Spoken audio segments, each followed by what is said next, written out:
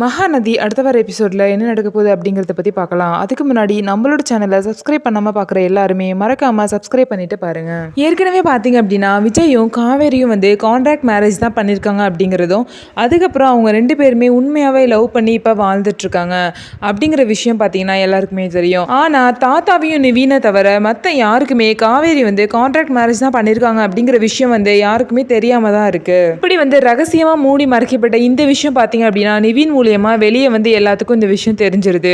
அது எப்படி அப்படின்னா யமுனா பார்த்தீங்க அப்படின்னா ஒரு டைரி எடுக்கிறாங்க. அந்த டைரியில் என்ன எழுதியிருக்கு அப்படின்னா காவேரி என்னோட சேரப்போகும் நாள் அப்படின்னு சொல்லிட்டு ஒரு நாளை வந்து நிவீன் வந்து குறித்து வச்சிருக்காரு.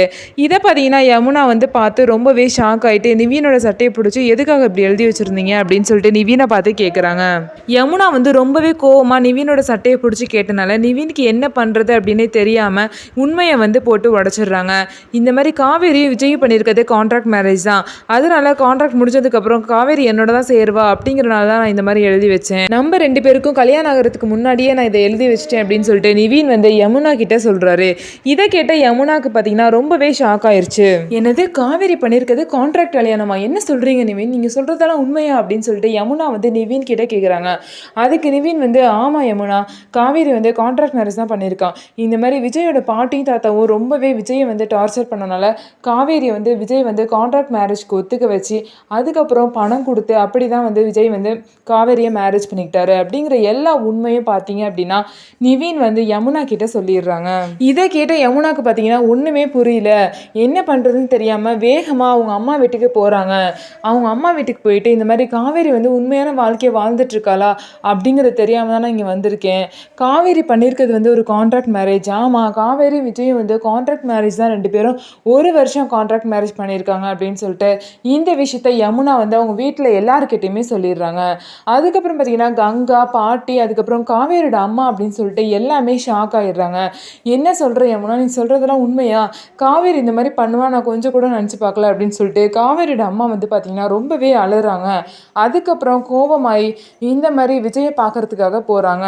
இதுக்கப்புறம் பார்த்தீங்க அப்படின்னா காவேரியோட ஃபேமிலியிலேருந்து எல்லாருமே வந்து காவேரி வீட்டுக்கு வந்துடுவாங்க. அங்கே வந்துட்டு இந்த மாதிரி விஜய் விஜய் அப்படின்னு சொல்லிட்டு கூப்பிடுவாங்க. விஜயும் காவேரியும் அந்த இடத்துக்கு வந்துடுவாங்க. என்னம்மா என்னாச்சு, எல்லாம் சேர்ந்து வந்திருக்கீங்க அப்படின்னு சொல்லிட்டு காவேரி வந்து கேட்பா.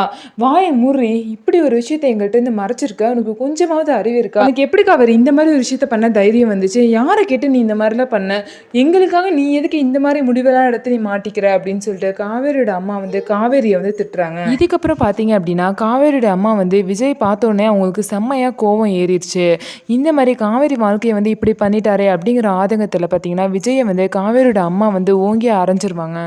விஜய் வந்து காவேரியோட அம்மா அறையிறப்ப கரெக்டாக அங்கே தாத்தாவும் பாட்டியும் வருவாங்க. என்னாச்சு, எதுக்கு விஜய் வந்து அறையிறீங்க அப்படின்னு சொல்லிட்டு ரொம்பவே பதட்டத்தோட தாத்தாவும் பாட்டியும் வந்து வருவாங்க.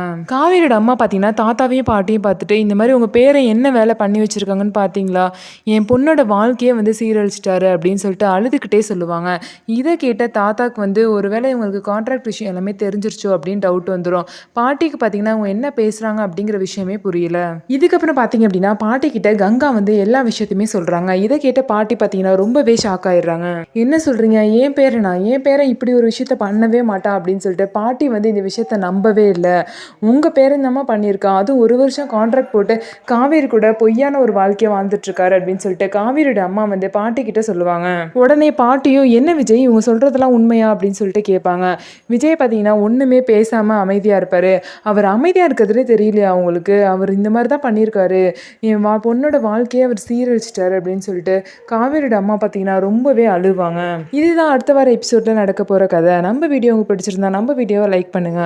அதுக்கப்புறம் நம்மளோட சேனலை சப்ஸ்கிரைப் பண்ணிக்கோங்க.